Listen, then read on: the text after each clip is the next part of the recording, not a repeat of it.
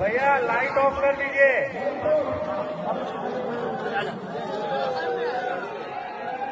बोलो बजरंग बली की। 7, 6, 5, 4, 3, 2, 1।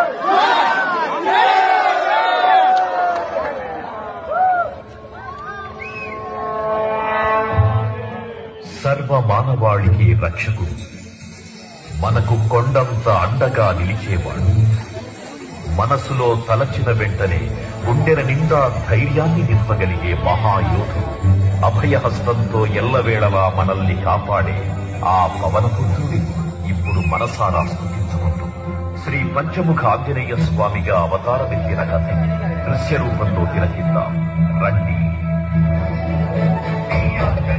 ప్రసన్నాంజనేయం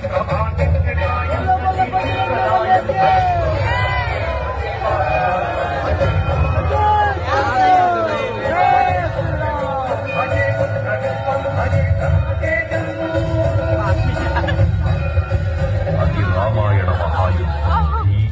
శ్రీరామచంద్రుని సారథ్యం వానర సైన్యంతో విజృంభిస్తూ లక్ష్మణస్వామి తనతో పోరాటం చేస్తున్న రావణుడి కుమారుడు ఇంద్రజిత్ తలని బాణంతో ఒక్క వేటుతో వేరు చేశాడు.